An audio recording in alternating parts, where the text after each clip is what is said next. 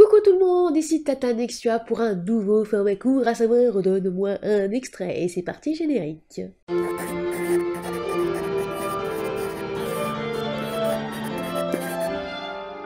Pour ne louper aucune vidéo, abonnez-vous et activez la cloche. Aujourd'hui, nous décortiquons un texte d'Anne Longbridge, si effectivement je le prononce bien, Mon cœur sur la Tamise. Et c'est parti! Londres à Noël paraissait sortir d'un film. Tout n'était que décoration, illumination, l'esprit des fêtes de fin d'année se retrouvait absolument partout. Elle prenait des tonnes de photos, se disant qu'elle ferait le tri plus tard à tête reposée. Elle ne voulait pas manquer une miette de tout ce qui défilait devant ses yeux. Ils virent le Tower Bridge, qui la laissa admirative, la tour de Londres, superbe et solennelle, Piccadilly Circus et... c'est un petit peu compliqué. Et ses grands panneaux d'affichage lumineux, Trafalgar Square, puis ils longèrent la Tamise face au London Eye pour arriver face au House of Parliament et Big Ben. Un petit peu compliqué, même s'il y a pas mal de virgules. Le chauffeur lui proposa ensuite un détour par Westminster Abbey avant de bifurquer le long de St. James Park en direction de Buckingham Palace. Les rues étaient fréquentées pour un dimanche, toutefois c'était aussi le dernier week-end avant Noël. Elle n'en croyait pas ses yeux. Tout était magnifique et le temps clément, bien que froid, permettait de profiter d'une belle lumière en cet après-midi. Le chauffeur lui indiquait au fur et à mesure de quel côté regarder, lui donnant quelques anecdotes historiques au passage. Elle n'en retiendrait pas la moitié, elle en était sûre, mais elle était ravie de ce moment. Un petit détour par derrière Victoria Station et nous serons dans la rue de votre hôtel, mademoiselle. Je ne serai qu'à quelques minutes du palais de Buckingham. Tout à fait. Quand je vous disais que vous étiez dans un beau quartier, je ne plaisantais pas. Alors c'est bizarre parce que moi, personnellement, j'aurais plutôt mis une interrogation, parce qu'apparemment c'est une affirmation avec le point d'exclamation, et qui lui répond tout à fait. Ouais, parce qu'elle l'affirme, mais bon, passons. Moins de 5 minutes plus tard, ils arrivaient devant l'hôtel dans une grande rue bourgeoise. Elle remercia chaleureusement le chauffeur pour cette balade qu'elle n'oubliera pas et récupéra bagages et chiens. Il y a un chien ?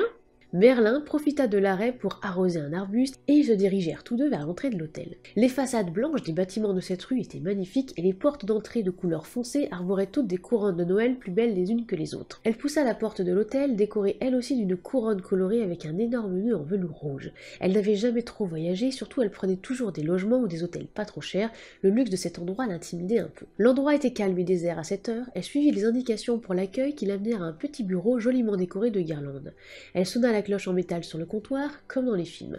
Elle regarda Merlin qui reniflait l'air. Qu'est-ce que j'en pense? Il y a certaines phrases, alors pour le coup il y a quand même un petit peu de ponctuation, mais c'est un petit peu trop long, ça fait un petit peu catalogue, ça fait un petit peu liste, ça c'est dommage. Les LL, les enchaînements similaires, il y en a beaucoup trop et ça s'y prête pas en fait, on n'a pas du tout de rythme ternaire, on a vraiment, on va dire, voilà, que des elle fait ci, elle fait ça. Ce qu'on appelle enchaînement similaire, c'est en fait la même construction de phrase, à savoir sujet, verbe, complément.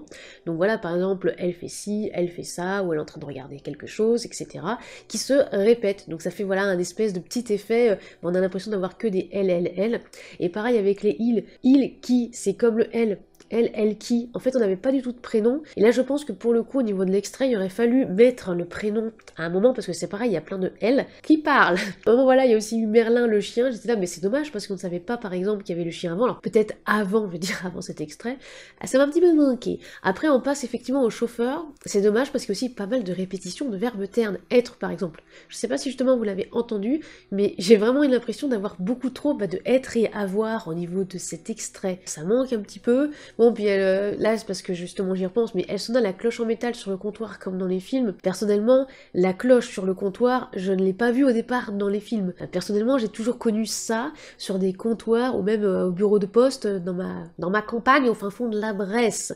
Donc comme dans les films, bah ça me parle moins que juste une petite sonnette par exemple métallique sur un comptoir. Après, c'était peut-être pour faire un petit clin d'œil. Voilà, je me dis. Au niveau des dialogues, ça va, sauf effectivement la petite interrogation, j'ai pas compris du coup pourquoi elle affirmait du coup, ouais, allez, c'est génial, et Buckingham, à ce moment-là, il aurait peut-être fallu mettre une incise ou quelque chose, parce que le chauffeur après répondre tout à fait, bah oui, sauf que nous, quand on le lit, bah on s'en doute que c'est tout à fait, puisqu'elle a fait une affirmation. Ça fait un petit peu bizarre. Moins de 5 minutes plus tard, il rebelote ce il, arrivait devant l'hôtel dans une grande rue bourgeoise, c'est-à-dire, c'est dommage parce qu'une grande rue bourgeoise, pour ma part, ça me parle pas en fait. Je sais pas ce que c'est qu'une grande rue bourgeoise. Est-ce que, alors c'est peut-être pas l'avenue non plus des Champs-Élysées à Paris, mais moi qui connais pas par exemple trop l'Angleterre, commentaires qu'est-ce que ça veut dire en fait une grande rue bourgeoise. Après c'est un poil plus fluide, après j'ai bien aimé. Donc encore la formulation était magnifique.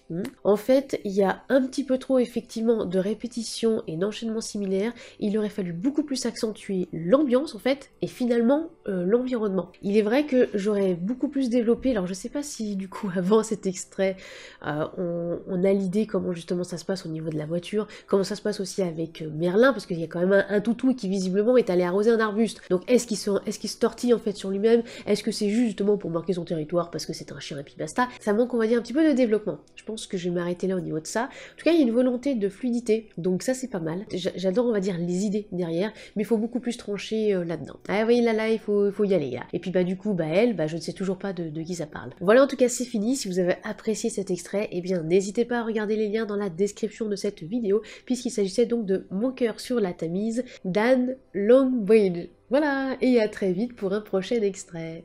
Si vous voulez nous soutenir financièrement parlant, vous pouvez passer sur la page Tatanexua sur Utip ou Tipeee. N'oubliez pas de vous abonner, c'est gratuit, de lâcher un like, un commentaire, et aussi de partager cette vidéo, ça nous fera très plaisir et ça nous aide aussi au niveau algorithme.